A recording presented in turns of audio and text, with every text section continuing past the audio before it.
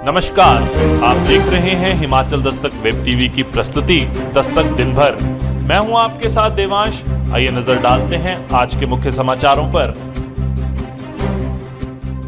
श्रीनगर में सुलह के देहरू का जवान शहीद, आतंकियों से लोहा लेते हुए पिया शहादत का जाम। 7 दिन के लिए आइसोलेट किए जाएंगे बाहर से आने वाले प्रवासी मजदूर, डीसी कांगड़ा बोले नियमों की अनदेखी पर होगी कानूनी कार्रवाई।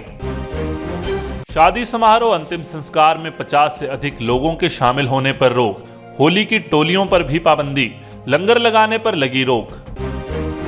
टूरिस्ट को नहीं रोकेगा हिमाचल, मुख्यमंत्री जयराम ठाकुर ने कहा जरूरत पड़ी तो रिव्यू करेंगे। लॉकडाउन को लेकर फिलहाल 1 हफ्ते तक मॉनिटर करेंगे। पालमपुर में कांग्रेस को बड़ा झटका, अवैध कब्जों के चलते 2 प्रत्याशियों के नामांकन रद्द। 5वीं कक्षा की बच्ची को प्रताड़ना देने के मामले में कमेटी गठित, स्कूल प्रबंधन और अभिभावकों ने रखा पक्ष। अभिभावक बोले न्याय नहीं मिला तो जाएंगे कोर्ट। रोहड़ू के खिलागढ़ी में 4 कमरे जले, शॉर्ट सर्किट से सुलगी चिंगारी ने बरपाया कहर, लाखों का नुकसान।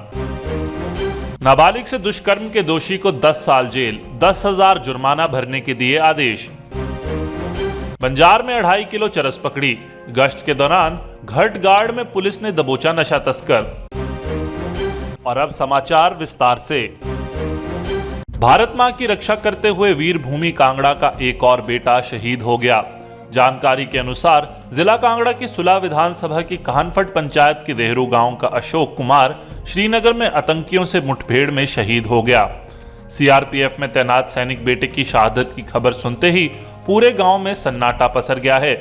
बताते चलें कि अशोक कुमार का परिवार इन दिनों पिंजौर में है, जबकि माता पिता और भाई देहरू में रहते हैं। अशोक कुमार के पिता सरवन कुमार ने बताया कि 1 महीना पहले ही हमारा बेटा घर आया था, लेकिन अब उसकी शहादत की खबर ने पूरे परिवार को झकझोर के रख दिया है। अशोक कुमार अपने पीछे माता पिता, पत्नी और बेटा बेटी छोड़ गए हैं। कोरोना के बढ़ते मामलों को देखते हुए उपायुक्त कांगड़ा राकेश प्रजापति ने कहा कि सभी प्रवासी मजदूरों को जिला कांगड़ा की सीमा में उनके प्रवेश के दिन से 7 दिनों के लिए आइसोलेट कर दिया जाएगा। प्रवासी मजदूरों के आइसोलेशन के दौरान उनकी व्यवस्था की जिम्मेवारी संबंधित ठेकेदार की होगी। उन्होंने कहा कि ठेकेदार 25 मार्च 2021 के बाद जिला कांगड़ा में प्रवेश करने वाले प्रवासी मजदूरों के बारे में संबंधित श्रम निरीक्षक से जानकारी साझा करेंगे। उन्होंने बताया कि आदेशों के उल्लंघन करने वालों के खिलाफ कानूनी कार्रवाई अमल में लाई जाएगी। कोरोना के बढ़ते मामलों को लेकर कांगड़ा जिला प्रशासन ने 50 लोगों के एक साथ जमा होने पर रोक लगा दी है। जिला दंडाधिकारी कांगड़ा राकेश प्रजापति ने अपने आदेशों में कहा कि कांगड़ा जिला में शादियों, अंतिम संस्कार तथा पालमपुर धर्मशाला नगर निगम के चुनाव प्रक्रिया में कोविड प्रोटोकॉल की अनुपालना के साथ 50 से ज्यादा लोगों के भाग लेने पर भी रोक लगा दी गई है, जबकि कांगड़ा जिला में अन्य सामाजिक, धार्मिक, राजनीतिक कार्यक्रमों के आयोजनों पर पूर्णतः रोक रहेगी।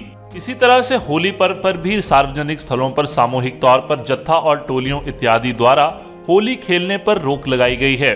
जिला दंडाधिकारी द्वारा जारी आदेशों में मंदिरों, गुरुद्वारों, मस्जिदों, मॉनेस्ट्रियों व अन्य धार्मिक स्थलों में लंगर तथा सामूहिक भोज पर भी पूरी तरह से प्रतिबंध रहेगा, जबकि कोविड प्रोटोकॉल की अनुपालना करते हुए धार्मिक स्थलों में दर्शन की अनुमति रहेगी। कोरोना के मामले बढ़ने के बाद दोबारा से शिक्षण संस्थानों को बंद करने के बाद मुख्यमंत्री जयराम ठाकुर ने कहा कि हिमाचल फिलहाल टूरिज्म को नहीं रोकेगा, ना ही अभी लॉकडाउन जैसी स्थिति है। इसके लिए सारे हालात की निगरानी के बाद ही फैसला लिया जाएगा।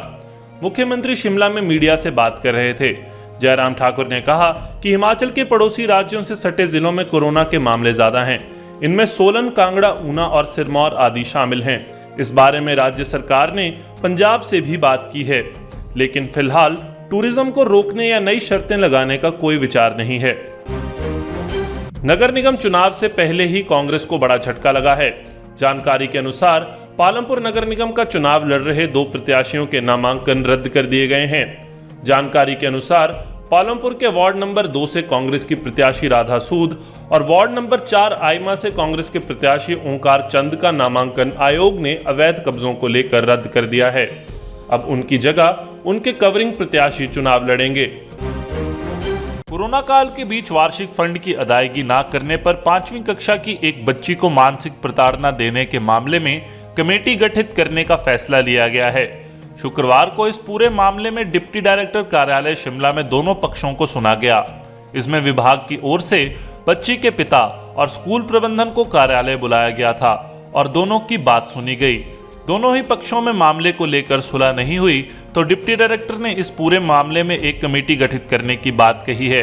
यह कमेटी मौके पर जाकर पूरे मामले की जांच करेगी और सभी पहलुओं को खंगालेगी।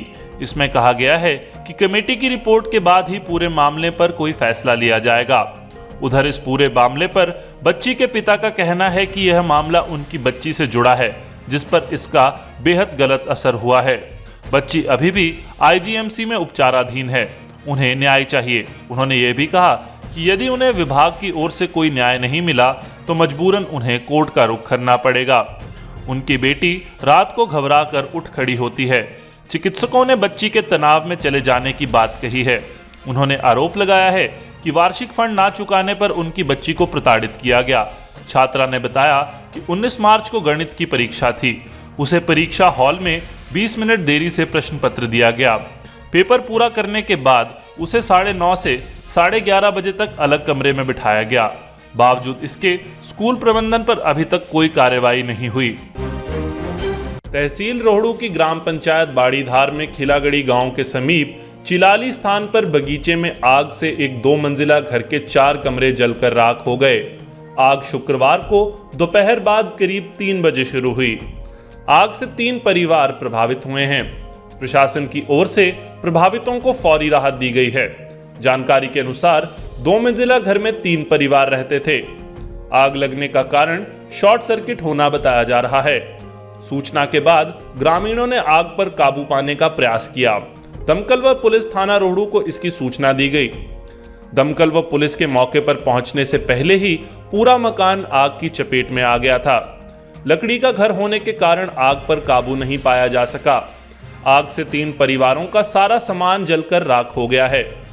आग से लाखों के नुकसान का अनुमान लगाया जा रहा है। एसडीएम रोहड़ू बीआर शर्मा ने बताया कि आग से प्रभावितों को 10,000 फौरी राहत दी गई है।